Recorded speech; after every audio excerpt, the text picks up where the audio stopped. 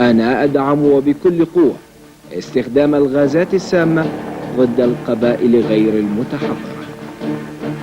هذا ما أعلنه تشرشل عند عجز القوات البريطانية عن فرض سيطرتها على العراق إبان ثورة العشرين.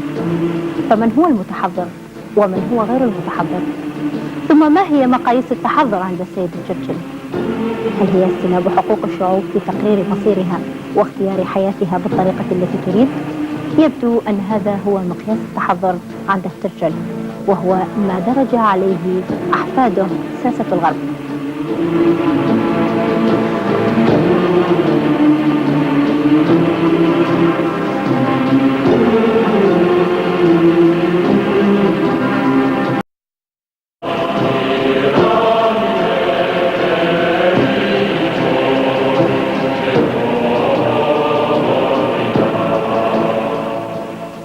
إن نظرة سريعة لممارسات هذا الغرب في مطلع هذا القرن تعطي مفهوما مغايرا للتمدن والحضارة، مغايرا لما تفهمه شعوب الأرض، بل حتى مغايرا لماكنة الإعلام الغربية.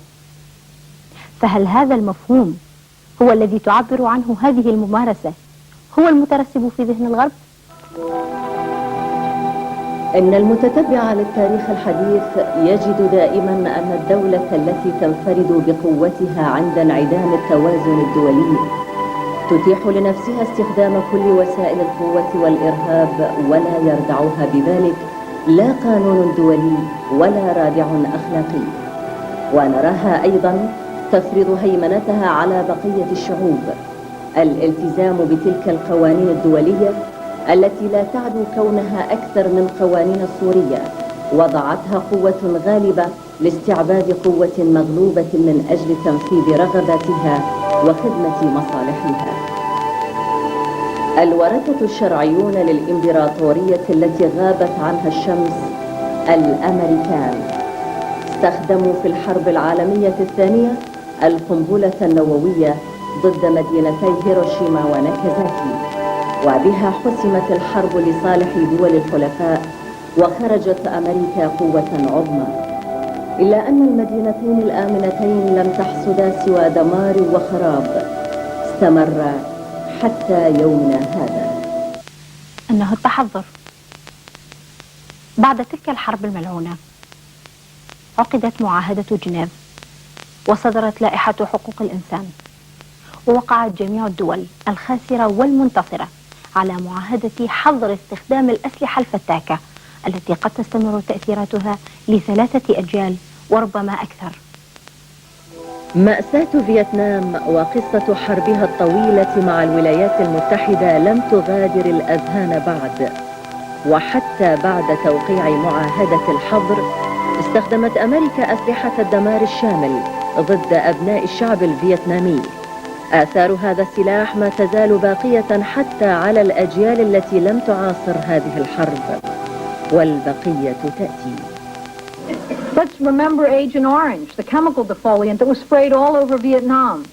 Millions of Vietnamese were the victims, and tens of thousands of GIs. And the Pentagon spent years denying the effects and denying the vets who desperately needed treatment. I am a Vietnam War combat survivor. Unlike the majority of my brothers and sisters who were forced to go and fight in Vietnam, I happen to be one of the fortunate few who are not out in the street, that make up over 75% of the homeless, without any health care, without any housing, without a job. The same government that sent us to fight a war against the Vietnamese people, not for liberty, not for independence, but for profits. دعاة حقوق الإنسانية، دعاة التمدن والحضارة. لو فهمنا سبب عدائهم لشعوب الأرض على أساس الرغبة في السيطرة، فكيف نفهم التجارب النووية التي أجرتها الولايات المتحدة الأمريكية في صحراء نيفادا على 250,000 جندي أمريكي؟ And let's remember the atomic veterans. Between 1946 and 1963, more than 250,000 U.S. troops were consciously exposed to atomic testing and then secretly studied by the Pentagon. They were never told the risks to their children, nor the tens of thousands of people who lived downwind of the test. Put on goggles for a face away from the target area. Looking at an atomic explosion with the naked eye will cause a temporary impairment of vision, like looking at the sun. Nothing serious, but enough to draw the curtain on the show of shows no one wanted to miss. Bomb away.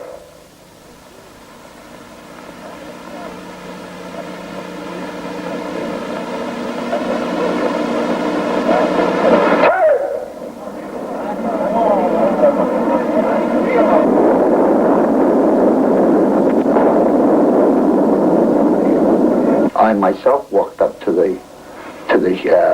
towards the bomb after it was ignited. Yes, the mushroom cloud was still in the air on our way up towards it. We walked across ground zero. Sometimes we'd stay up there for a long time, and it goes a long way up too. By the time it goes off and you turn around from that light to look at it, there's already a mushroom cloud started up. When you read the film badge, we had an actual reading, and these were entered into one log. Then we had a second set of books, which the records were to reflect that he did not exceed his daily allowance. They processed them, DuPont or General Electric. We were human guinea pigs. At the time, we were being used. Oh, my one boy, he would have been 18. He died in 66, 21 months after he was born. He was born without an esophagus and stuff like that. I have had cancer of the colon. In the course of that following week, I believe it was, the child died. But there's one thing about radiation. It's a wound that the GI receives, but it's unique, because he can pass it on. He can give it to somebody else, his children and his grandchildren. That is the terror. أما في العدوان على العراق والذي اشتركت فيه معظم جيوش العالم واستخدمت فيه أسلحة لم تستخدم سابقا، بل أبعد من ذلك صنعت أسلحة خصيصا لتلك الحرب. في هذه الحرب حتى الجنود لم يكونوا يعلموا نوعية الأسلحة المستخدمة. You just have mixed emotions, because at one time I was a part of the United States military that I always felt I was always there to help. And now you see yourself as being part of a military that destroyed all this. And now we have all this illness after the war, and all these people that are sick, and it's because they use so many different weapons that were never used before, like depleted uranium, just in our missiles, our aircraft, and of the fact that we didn't even know about it, they didn't know about it, we destroyed so much. الحرب النظيفة هكذا وصفها جورج بوش ورددها قواده. إن حربنا لا تستهدف المدنيين ولا المنشآت الخدمية. لكن كيف نفسر ما يقوله أحد جنرالات هذه الحرب؟ The United States, the Air Force and the Navy began developing medium caliber depleted uranium rounds in the early 70s, and the Army fielded our first DU tank round in 1981. The crazy thing about this is the fact that when the round hits, the contamination is spread out into a large area.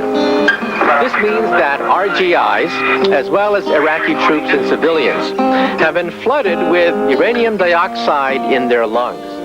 وها هو ضابط آخر من قوات التحالف تنتابه سعادة لاستخدام اليورانيوم المنضب. That we not only were using DU rounds, but whether any of us knew the technicalities of that, I suspect was probably pretty rare. Actually from New Jersey, to recover the contaminated vehicles to ship them back to the United States for decontamination. 27 people worked for 3 weeks climbing in these vehicles, working on them without any knowledge that they were contaminated with depleted uranium. After 3 weeks, a team from the Army Munitions Command showed up and told them that they were considered contaminated and that they needed to start taking protective measures. Thousands of other veterans during the war were similarly exposed to depleted uranium, both by when they may have breathed smoke from vehicles which had been hit. Some people I've talked to were tasked with seeking out the Iraqi vehicles and recovering any salvageable equipment. Other people just went on informal battlefield tours after the war and climbed in and on these vehicles. Literally thousands of people were exposed. The only real survey that's been done was done by a group in Texas that surveyed over 10,000 Gulf War veterans and found that 82% had come in contact with destroyed vehicles after the war. But as I said, the Department of Defense, and specifically the Army, denies that any of these people are at risk. But I am here to tell you that these people have been exposed. There are a number of veterans who the Army says were not exposed, who have been tested and have tested positive for uranium in their bodies. وهذه المجندة تقول إن البنتاغون ينفي استخدام اليورانيوم المنظف. So were we exposed? I keep asking. I keep telling them that I don't fall into that category. Yet, on March 8th of 1991, during the war, this report came out, says, for your information, this is going out to the field by Major Woodward. And I'm going to read it to you. It's about depleted uranium. Any systems containing DU ammunition and involved in a fire can be assumed to be contaminated with DU. Previous experience indicate that only significant contamination is inside the system. Any system struck by a DU penetrator can be assumed to be contaminated. Personnel should avoid entering contaminated systems unless life or property is impacted. The DU contamination hazard is not significant to preclude entry into these cases. Personnel should wear gloves when handling suspected DU rounds. Or mop gear should be worn. We weren't warned of any of that. I have photos of me sitting there in Iraq with other soldiers, not in the uniform, no gloves. We handled these patients. We climbed in and out of the tanks. We retrieved bodies. Here I am in this picture with all these soldiers. No mop gear on, no gloves on, these other soldiers are. إلا أن أحد قادتها يصحح. Of those soldiers that we know of, it was limited to those people that went in and actually retrieved the vehicles that were damaged through the friendly fire. And those people are being monitored as we speak by the Veterans Administration, especially those with the shrapnel in them. So, and thus far, they haven't seen any negative effects or causative effects in those people. We, along with the Pentagon, know DU creates a dust cloud that can travel for over 20 miles. How many soldiers were in its path? Let's face it, even the air was contaminated. إذا كانت تلك الحرب نظيفة، فما سبب تأيين أجواء العراق؟ وما سبب ارتفاع نسبة الإصابة بالأمراض السرطانية خصوصا عند الأطفال؟ بالحقيقة هناك أنواع من التلوث، بس اللي احنا معنيين بها ببحوثنا هي 3 أنواع: التلوث الجرثومي والتلوث الكيميائي، والأهم منها هو التلوث الكهرومغناطيسي. هذا النوع من التلوث نجم عن انفجار ما يعادل 135 ألف طن من المتفجرات حسب التقديرات العالمية في الأجواء العراقية أثناء العمليات العسكرية. هذه الانفجارات تعادل 6 قنابل ذرية مما ضربت به مدينة هيروشيما اليابانية. فبحسابات يسيرة ممكن أن نعرف أن مقدار هذه الانفجارات ولد طاقة حرارية هائلة تواجدت في الأجواء العراقية حينها تعادل 4 و16 في 10 أس 14 كيلو سعرة حرارية، وهو ما يولد طاقة كهربائية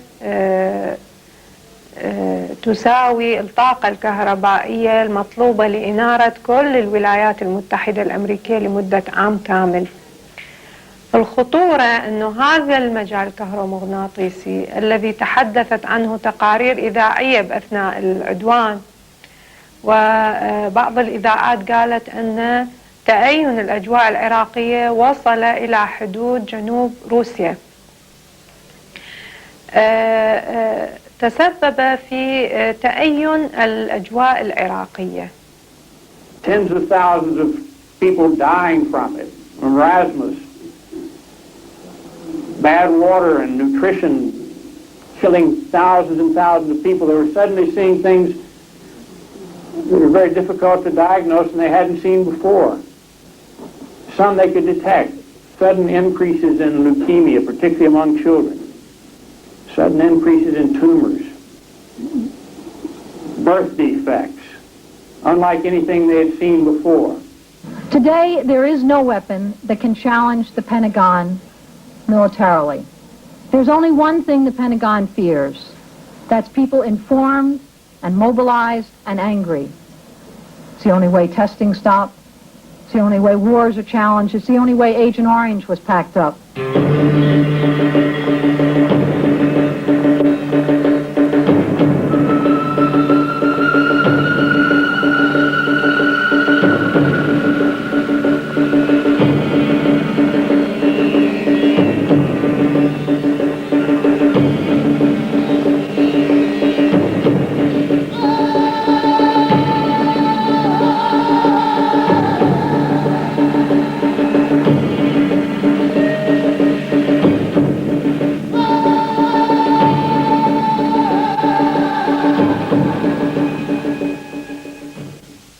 هذا هو مفهوم الغرب وساسته للتحضر والمدنية. إنه مفهوم يرتكز على تجربة كل ما هو جديد من أسلحة الدمار الشامل على شعوب الأرض، حتى بما فيها شعوبهم، بغض النظر عن النتائج التي قد تمتد تأثيراتها إلى أجيال بعيدة.